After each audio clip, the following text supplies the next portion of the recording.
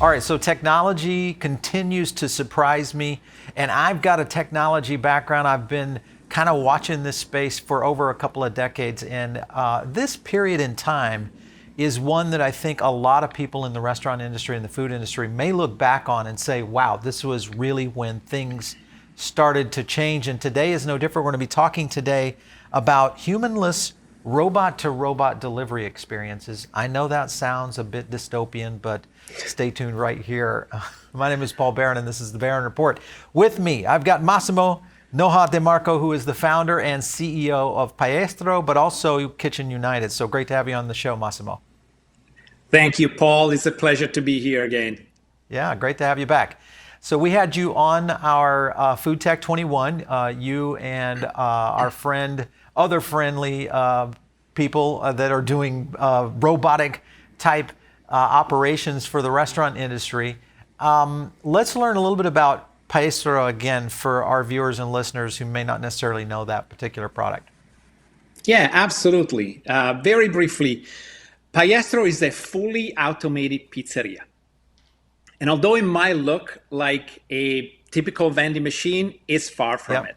This is a sophisticated piece of technology that our engineers have built that is able to produce artisanal style pizza in 3 minutes or less. And this will be done for either the Piestro recipes or for white label machines that are going to be designed for local and regional brands so that they can expand and take their delicious recipes into other cities or around the country. So, so far, when you look at it, because when we had you on Food Tech 21, I was really impressed by the technology itself, but also just in the quality of it. It looked very high quality in the essence of when you think of an experience, many brands spend millions and multi-millions of dollars to create a user experience that's very engaging, something that people remember. I mean, Apple, of course, is kind of the poster child of technology experiences both in store and with the devices themselves. And that was one thing I noticed with your technology is it had that kind of panache, something that people would want to come back to just to watch it work kind of thing. When you look at that, was that part of the design process for building an experience like that and being able to kind of hook consumers in?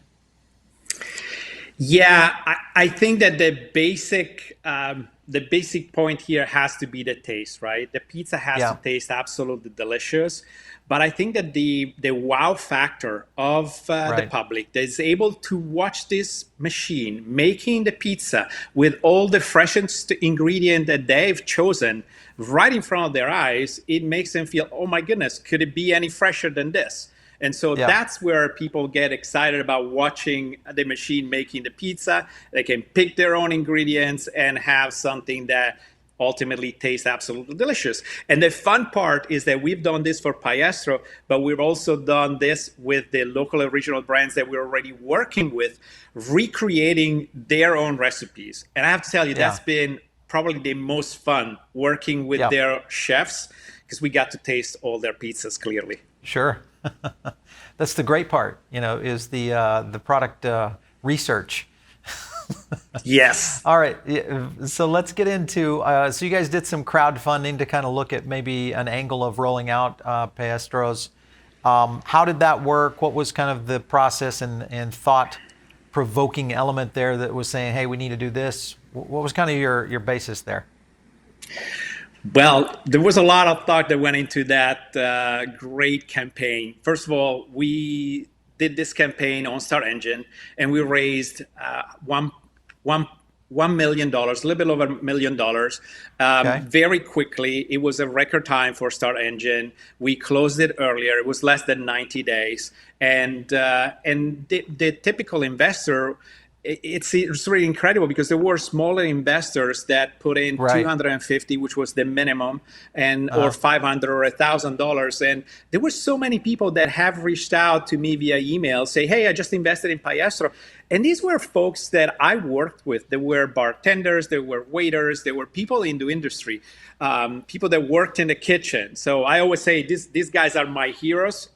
My saying is my heroes are people that wear aprons and chef coats, because that was Yeah. my mom, clearly. But there was such a huge influence of people that wanted to invest in something that they understand it's something groundbreaking, but also it's a huge opportunity. With a little money, they could invest into something that's revolutionary. And clearly, it's a $46 billion industry in pizza in the United States alone. We're For talking about sure. $53 billion next year. So there was tons of interest, and that's why we just launched a new campaign that will go live on Monday. And you can go to piestro.com. You give you all the information on how to invest in Piestro. It's a minimum of $1,000 this time, and we're going to be raising $5 million. We're pretty Okay. sure that based on the interest that we've got and the reservations that we got, that we're gonna go through that very, very quickly as well. Interesting. So, well, first, I think a lot of startups, at least in the tech, when you look at technology, they go this route, whether it's through an angel .co company, which is where they have these syndicates and a group of investors start to roll up into a syndicate. Syndicates kind of package the deal. When you think about raising capital as a startup or a company that's trying to grow or scale, do you feel like this is the way to go these days versus going the route of, say, a VC or going into structured money? What was kind of the division for you guys? Because we probably have a few operators and tech people that are maybe in that place right now. They're considering taking investors on, and you kind of have to weigh out the two necessary evils there. What was your thought process? Well, it's certainly something that's very common right now and very, very popular. And I think that the secret is that a small investor can invest $1,000, $2,000 and be part of something that is new, that's groundbreaking, that's Right. revolutionary. So people feel like they're part of something bigger, something important that they wouldn't necessarily be able to invest because they don't have that 100,000, 200,000, or $1 million to invest in a company. But they know if they can invest in different companies, a small amount, Mm-hmm. and if one of them hits, they're going to be happy and have their Oh yeah. like piece of the pie. Yeah, for sure. Well, hey, listen, that's how a lot of angels get rich very quickly. Is putting out, $25,000 seeds to companies that are in their seed round or in their very early stage. In many cases, pre-revenue. So that is a big part of it. I have several of those friends that have been in that market. When they were even all the way back to the early days of Uber. So I definitely see that as a huge opportunity. And I think nowadays, the opportunity of getting that function done, being able to handle all the logistics and the paperwork and the requirements for the investment and the SEC and all those kind of things, by using these platforms, it can be very beneficial. All right, so you had a recent partnership with Kiwibot. Tell me a little bit about Kiwibot, how you guys connected. What are the plans for that partnership? So that's another and fun partnership. These guys are absolutely great. We love what we're doing with them. We've been working with them for a little bit, and the secret is really this. We know, because I'm a restaurateur, we know that operators are hurting in many different ways. But one of the Mm-hmm. biggest hurdles right now is the last mile delivery and the cost of the Right. last mile delivery. So if you're paying 20, 25, 30% to deliver your food, you know that a big chunk of the money you're making is going to them. Now, Yep. if we can use the Kiwibot that does the last mile delivery, the operator is really saving a lot of money on the third party delivery. And Yeah. and for us, it's been an incredible journey, and it's still going to go on for a little bit because we have quite a few things that we're still trying to work out. There's two sides. One is the software and one is the hardware. The Mm-hmm. software, incidentally, it's even simpler than the hardware because, as you might understand, we have to create this beautiful environment for the little bot, the little rover, to go over and collect the pizza at the Piestro Yep. machine without, totally contactless. So there is no Yeah. pathogens, there is no interaction with anyone. And so that's what we're working on it. There's a little bit of work that we're still doing on that. The design is there, but there is a little bit of work that we're still doing.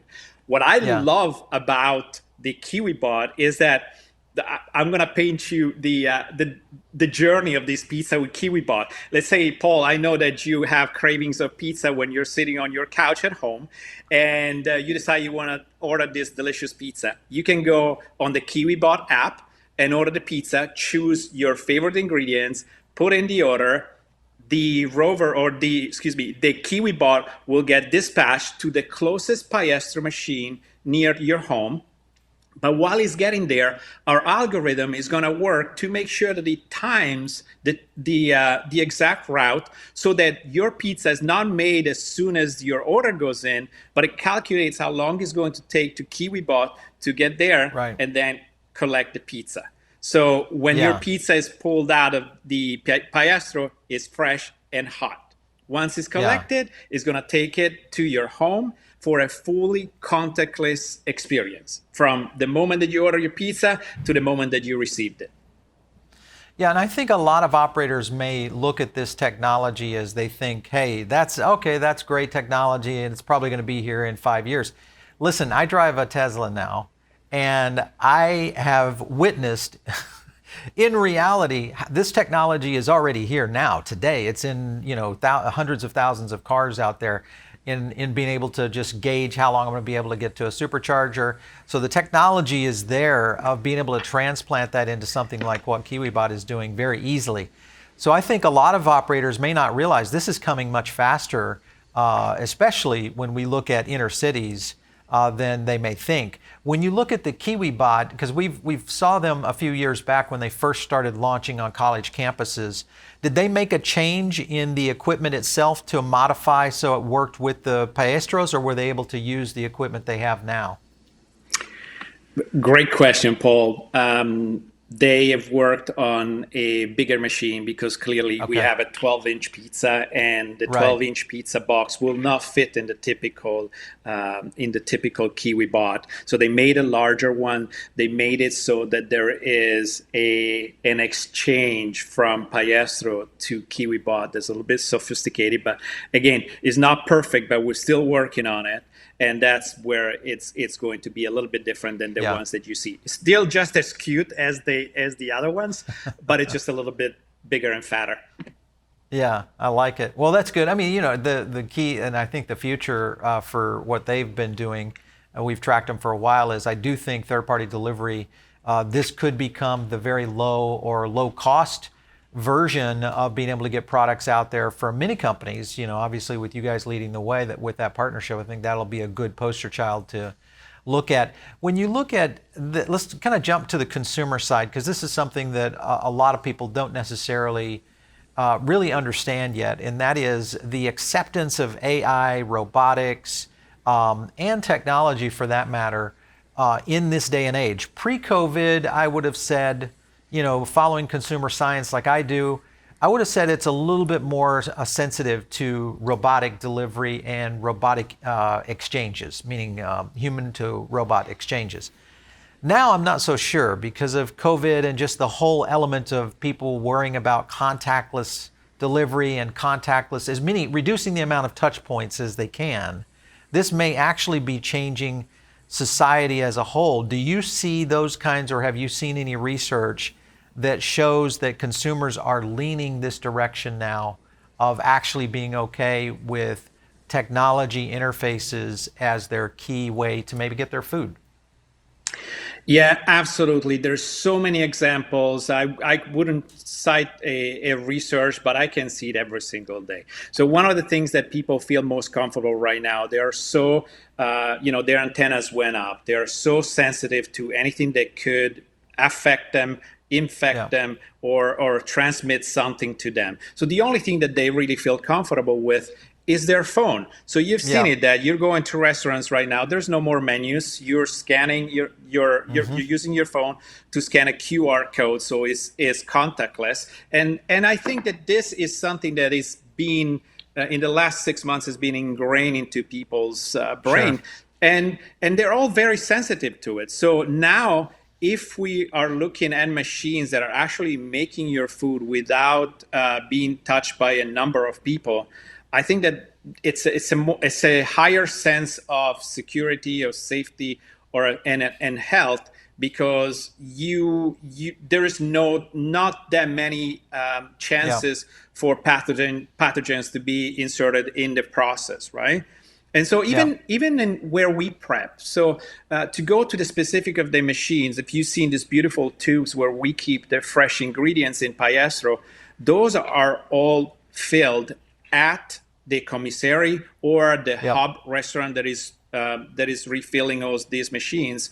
But once it's put into these tubes, it's not handled anymore by anyone. The food is sealed in there. And so when the person that goes to refill the ingredients goes to Piestro, they take the cartridge out that was used the day before, they remove it, and they put the cartridge back in. So there is no contact with food whatsoever.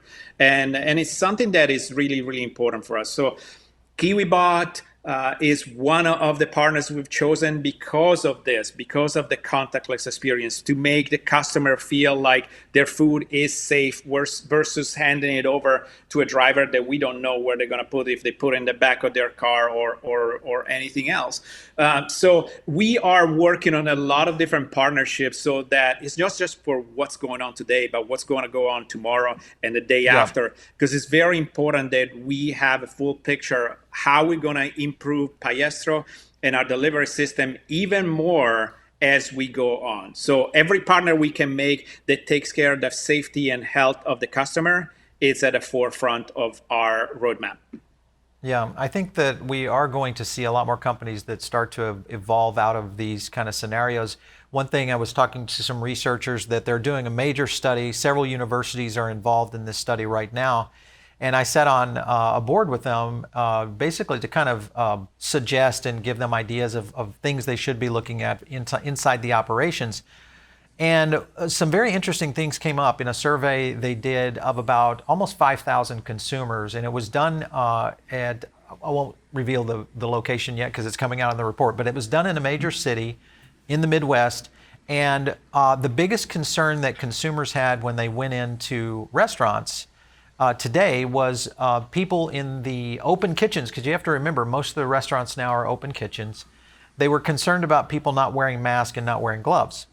And that was like the number one thing that they looked at and looked for when they went in to pick up their food was the staff practicing good sanitation programs.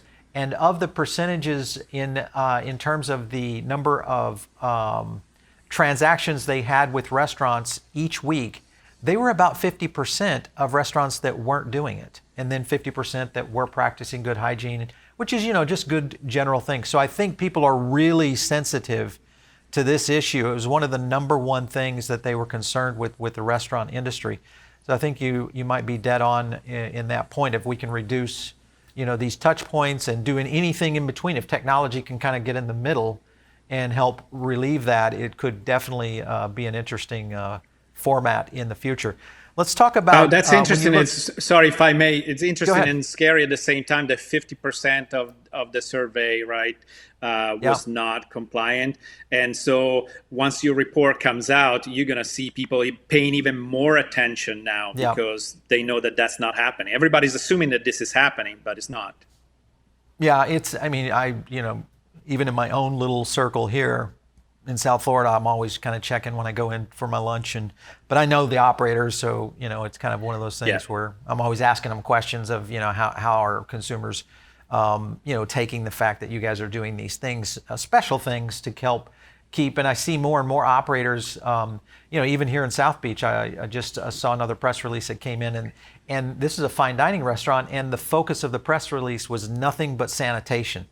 Nothing but being able to make sure that the staff and the team and the facilities were getting these high-end technology touch points to reduce potential areas for contact with the consumer. So it's going to be very interesting as we see technology moving into the next era. And I think as we go into the next few years, it's just going to continue to advance. One question I have for you is, when you look at your rollout plan, where do you guys see this in about a year, 18 months? How many units? Where do you guys see this going in terms of scaling? So I can't really give you numbers, but I know in 2021 you'll see a number of areas where the Piestro machines are going to be, Okay. but you're going to see a lot more of the white label, private brand of a pizzeria that you might know very well that decide Right. to go with us and brand the machines and put them into colleges and put it into schools and put it into hospitals. So public areas where there's a lot of traffic. It could be in the big cities at the bottom and in the lobby of a high-rise building, because that gives the people opportunity to access it, first of all, safely, delicious food, fresh, and 24 hours a day. We don't know if there's going to be another lockdown or anything else, but just the fact that you can go and get your fresh pizza 24 hours a day, 2 o'clock in the morning, 6 o'clock in the morning, anytime that you want, it's a major plus. And so we have had so many calls from so many different local and regional brands.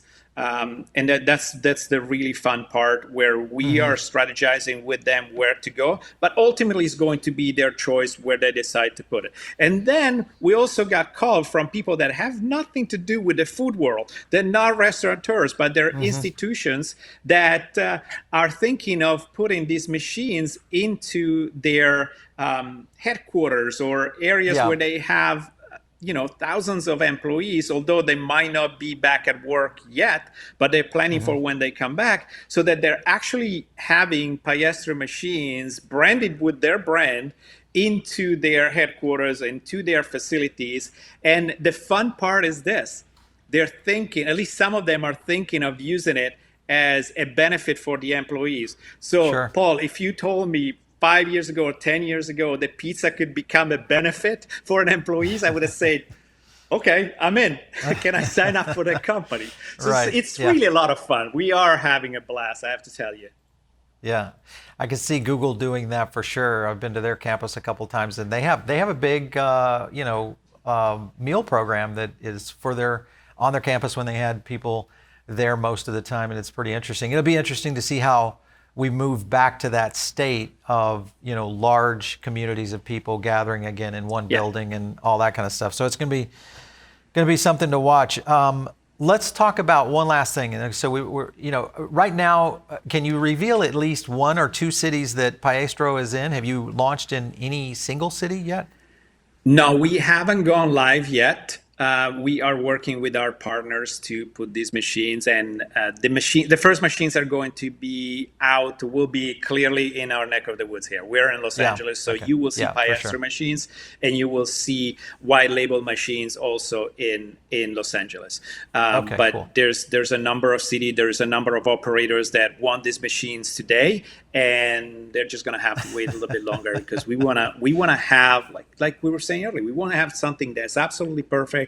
Their recipe has to be exactly the same as the one that their customer are getting in the restaurant, because they're not going to like it. If it's not the same that they have at the restaurant, they're going to go, oh, this is just this is different. Even if it's just different, although it might be delicious, if it's different, they're going to say, oh, that's not the same. And so we want to make sure that is cooked to perfection. That's why we have so much technology into that machine, so many sensors, so much control that really allows for this chef to recreate their recipes, because they're very attached to their recipes. So. Oh yeah, big time, in a big way. All right, last question for you, and that is third-party delivery. We've seen both for and against from operators, mainly when they look at it from a cost justification standpoint. We are starting to see operators that are translating those costs down to the consumer. Consumers are starting to actually push back on it.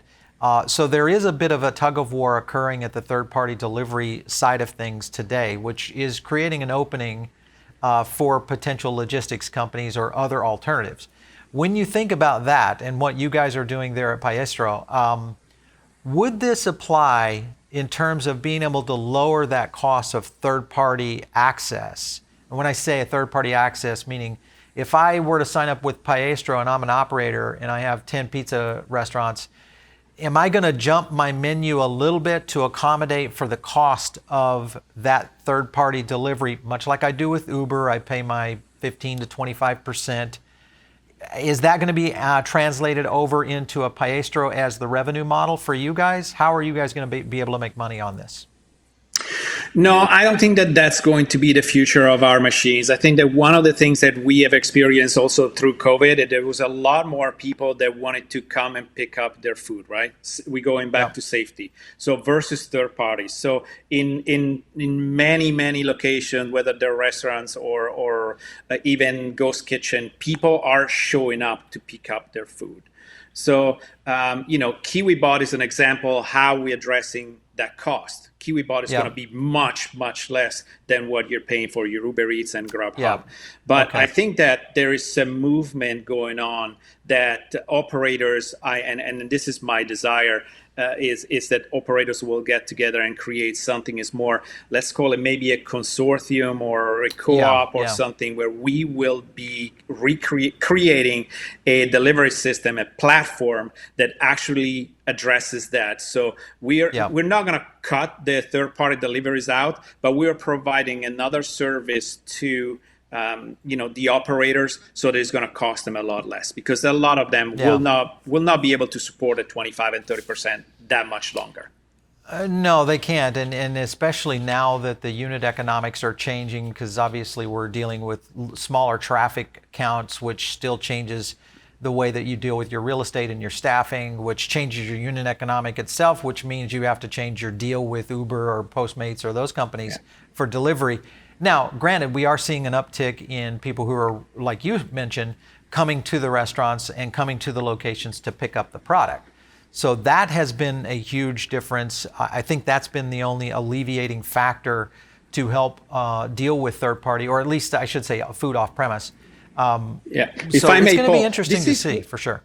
If I may, this is why Piestro is so valuable. The proposition is so incredible, because now operators can get the food as close as possible to the consumer, where they might have had a restaurant in Santa Monica, they can only deliver 2 or 3 miles. Now they can place 10 machines with the cost, 10 machines, it's less than building a new restaurant, and they can go in 10 different areas where they can deliver locally, with a Kiwibot and pay a lot less, or where people can go and pick up. So that's a great point that will bring Piestro into a lot of brands and help them expand quickly for a much lower investment, and be able to be agile too, because you can go live with a Piestro in 2 to 4 weeks instead of building a new location in 6 to 12 months. But at the same time, with Piestro, if something doesn't work, let's just say that you're putting one of these machines somewhere where there's not enough traffic. We're planning on selling 60 to 80 pizzas every day. But if you're only selling 30, you don't lose your investment. You take your machine, you put it somewhere else, but there's going to be more traffic. So that is a big help for operators. Yeah. I've got some ideas for you. I'll reach out to you via email, because I think there's something here for sure. It's going to be fun to watch, and I think you're dead on. It's it's interesting. Everything that's old is new again. I think back to my time when in my early years with Microsoft, there used to be these coffee shacks in Seattle, Washington, and it was a nice little chain. And you're right, he could only serve one community. So what he started doing was planting these little coffee shacks in all kinds of places around the city of Seattle, and he became an icon in the city of Seattle, basically bringing coffee closer to the masses, which is exactly what you guys are doing with pizza. So beautiful. Congrats on everything you guys are doing out there. I can't wait to see where you roll out. Good luck, and thanks for stopping on the show today. Thank you, Paul. It's always a pleasure. This was fun. Absolutely. We'll see you later, Massimo. Take care. Take care, Paul. Bye-bye. All right, so you guys are listening in over on YouTube, or maybe you're watching on YouTube and you're listening on maybe Amazon Music. That's a new place you can actually catch the Barron Report. And of course, if you are an iTunes subscriber, we want to thank you. We are seeing a ton of traffic coming over from iTunes of late. Really, kind of an interesting shift that's going on between iTunes and Spotify. But we're going to kind of continue to watch that. But the best way to give us feedback is give us some ratings. Give us some comments on what you think you like or dislike about the Barron Report. We want to hear what you guys have to say. And of course, if you have a great idea for a show topic, just shoot that over to us at producer@foodabletv.com. paulbarron.com. You can catch me on Twitter all the time, at Paul Barron. We'll catch you next time right here on The Barron Report.